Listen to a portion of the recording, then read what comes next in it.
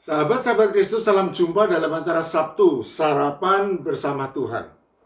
Adapun menu sarapan hari ini diambil dari Roma pasal 1 ayat 26 dan 27. Karena itu Allah menyerahkan mereka kepada hawa nafsu yang memalukan, sebab istri-istri mereka menggantikan persetubuhan yang wajar dengan yang tak wajar. Demikian juga suami-suami meninggalkan persetubuhan yang wajar dengan istri mereka dan menyala-nyala dalam berahi mereka seorang terhadap yang lain, sehingga mereka melakukan kemesuman laki-laki dengan laki-laki. Dan karena itu mereka menerima dalam diri mereka balasan yang setimpal untuk kesesatan mereka. Teori mengenai gen G, yaitu sifat bawaan yang ada pada seseorang yang kemudian membentuk perilaku G, pertama kali dikemukakan pada tahun 1899 tanpa data dan dasar ilmiah oleh Magnus Hirschfeld, seorang fisikawan dan ahli seksologi Yahudi Jerman yang melakukan praktik dokter di Berlin Charlottenburg. Ia juga dikenal sebagai aktivis yang giat menyerukan persamaan hak untuk kaum homoseksual. Hampir satu abad kemudian, yaitu pada tahun 1991, peneliti Dr. Michael Bailey dan Dr. Richard Pilat melakukan penelitian untuk membuktikan kebenaran teori gen G tersebut. Mereka meneliti pasangan saudara kembar identik, kembar tidak identik, saudara-saudara biologis, dan saudara-saudara adopsi yang salah satunya adalah seorang gay. Hasilnya, ada 52% pasangan kembar identik yang gay, hanya 22% pasangan kembar tidak identik yang gay, 9,2% dari saudara-saudara biologis, serta 10,5% dari saudara-saudara adopsi yang G. Tetapi gen dalam kromosom yang membawa sifat menurun tersebut tidak berhasil ditemukan. Jadi fakta bahwa dari saudara kembar identik ada yang G dan ada yang tidak jelas membuktikan bahwa G bukanlah sifat bawaan lahir. Pada tahun 1993, penelitian yang serupa dilakukan oleh Dean Hamer PhD, seorang ahli genetika perilaku dari Harvard University, Amerika Serikat, yang juga merupakan seorang gay. Ia meneliti 40 pasang kakak beradik homoseksual dan kemudian mempublikasikan hasil penelitiannya tersebut dengan menyatakan bahwa ada satu gen yang diturunkan oleh ibu dan terletak pada kromosom XQ28 yang sangat berpengaruh pada orang yang menunjukkan sifat perilaku homoseksual. Hasil penelitian inilah yang sering dipakai sebagai senjata oleh kaum gay untuk membenarkan perilaku menyimpang mereka dan untuk memperjuangkan persamaan hak bagi kaum homoseksual.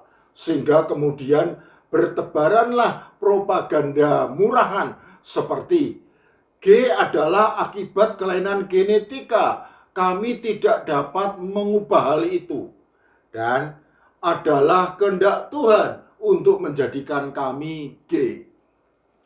Sahabat-sahabat Kristus, kaum G selalu berlindung di balik teori gen G ala Dean Hamer tanpa sudi melihat kebenaran yang sesungguhnya.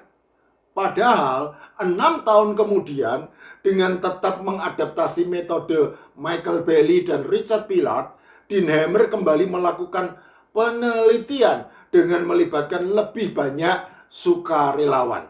Hasilnya justru berkebalikan dengan hasil penelitian sebelumnya.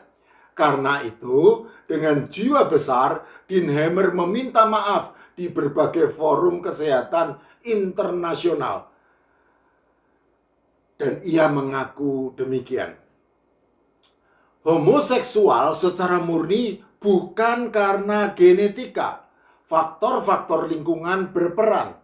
Tidak ada satu gen berkuasa yang membuat seseorang menjadi gay.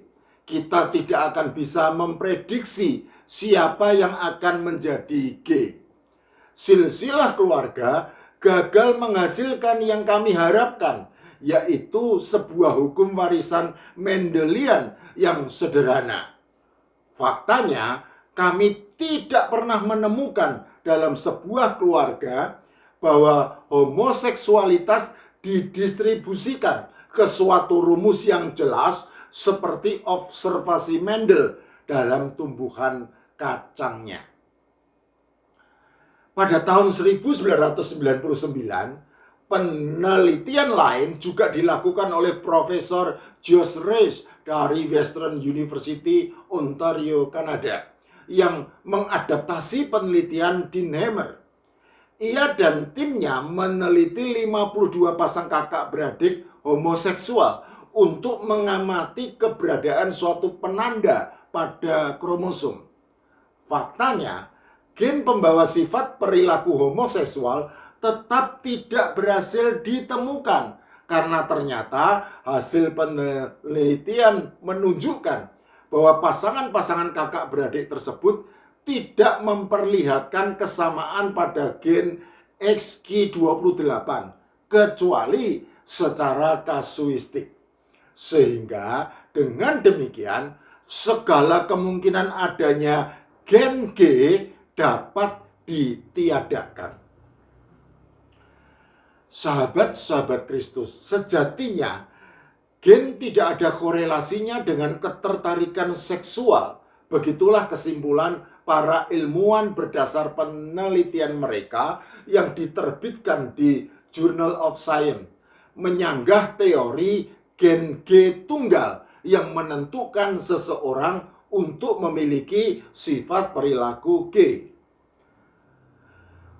Penelitian yang lebih mutakhir ini karena dilakukan di abad ke-21 melibatkan data DNA 477.522 orang yang pernah melakukan perilaku seksual sesama jenis yang terkumpul di Biobank Inggris serta perusahaan publik genomika dan bioteknologi 23andMe di Amerika Serikat.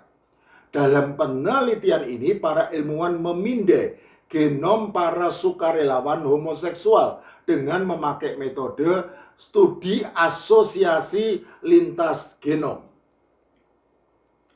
Berdasarkan penelitian ilmiah yang menganalisa data DNA dan pengalaman seksual hampir 1,5 juta orang tersebut, hasilnya ditemukan 5 varian gen pada kromosom yang berkaitan dengan ketertarikan seksual terhadap sesama jenis.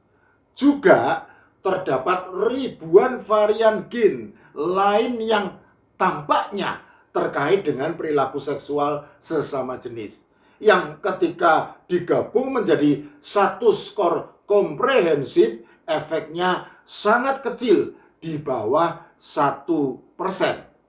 Sehingga faktor genetik ini tidak bisa diandalkan untuk menentukan sifat perilaku seksual sesama jenis. Apalagi tidak ditemukan adanya gen G tunggal.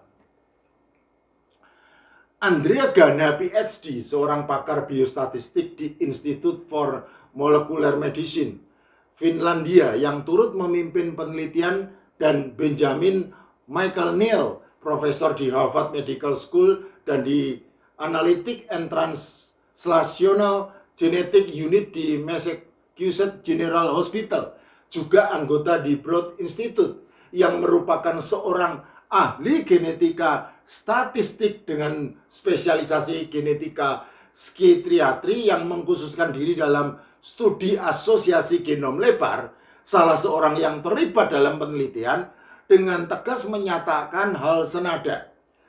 Kesimpulannya, tidak ada gen G, dan tes genetik untuk mengetahui seseorang akan mempunyai hubungan sesama jenis tidak akan berhasil. Sahabat-sahabat Kristus, teori tentang gen G memang ada, tetapi sudah terbukti tidak benar. Harus diakui ada gen-gen yang tampak terkait dengan perilaku seksual sesama jenis, tetapi tidak menentukan karena efeknya sangat kecil, di bawah 1%. Selain itu, fakta bahwa dari saudara kembar identik ada yang G dan ada yang tidak, jelas membuktikan bahwa G bukanlah sifat bawaan lahir. Jadi, sejatinya tidak ada alasan yang menyatakan bahwa G adalah akibat kelainan genetika. Kami tidak dapat mengubah hal itu. Dan adalah kehendak Tuhan untuk menjadikan kami G. Mungkin timbul pertanyaan di benak sahabat-sahabat Kristus. Jika faktor genetik tidak menentukan sifat perilaku homoseksual, lantas faktor apakah yang menjadi penentunya? Dr. Brendan Sheets, seorang penulis studi dalam peneliti genetika di University of Queensland, Brisbane, Australia, menyatakan ketertarikan seksual dipengaruhi oleh banyak gen, tetapi tidak oleh satu varian gen. Ada faktor non-genetik yang juga penting. Peneliti lain berkata, karena sukarelawan dengan perilaku seksual sesama jenis dilaporkan berubah dari waktu ke waktu, maka mungkin lingkungan sosial memiliki pengaruh yang besar. Penelitian Anthony Bogart pada tahun 2018 menunjukkan teori laki-laki yang mempunyai banyak kakak laki-laki cenderung menjadi penyuka sesama jenis. Hal ini berhubungan erat dengan antibodi ibu saat mengandung janin laki-laki. Beberapa ibu hamil membentuk antibodi terhadap protein Y yang berperan pada pembentukan otak janin laki-laki. Dan pembentukan antibodi ini makin sering terjadi setiap kali ibu mengandung janin laki-laki. Respons antibodi terhadap protein Y ini akan mempengaruhi struktur otak yang mendasari ketertarikan seksual pada anak laki-laki yang akan lahir kemudian. Hal ini terlihat pada plasma darah ibu dari anak laki-laki G yang cenderung memiliki antibodi terhadap protein Y yang lebih tinggi daripada ibu dari anak laki-laki heteroseksual. Paul Cameron, PhD dari Family Research Institute, melakukan penelitian dan menemukan bahwa di antara penyebab munculnya dorongan untuk berperilaku homoseksual adalah karena pernah mengalami pelecehan seksual ketika anak masih kecil. Penelitian lain yang dilakukan di Kinsey Institute kepada 1.000 orang homoseksual dan 500 orang heteroseksual mengamati kondisi psikologis yang mungkin memengaruhi ketertarikan seksual.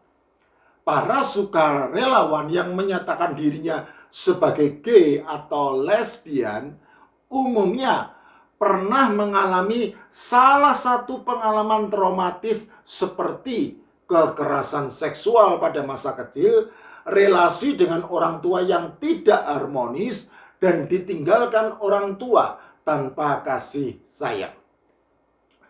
Jadi dapat disimpulkan bahwa faktor yang menentukan sifat perilaku homoseksual adalah beberapa faktor non-genetik, yaitu faktor lingkungan sosial seperti pergaulan yang buruk, pengajaran yang salah tentang seks, dan ketertarikan seksual terhadap lawan jenis, faktor hormonal, faktor traumatis seperti kekerasan seksual pada masa kecil, relasi dengan orang tua yang tidak harmonis, dan ditinggalkan orang tua tanpa kasih sayang.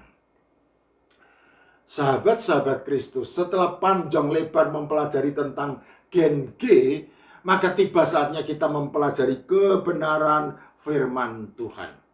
Alkitab dengan jelas dan tegas menyatakan bahwa sifat perilaku homoseksual adalah suatu kekejian. Imamat pasal 18 ayat 22.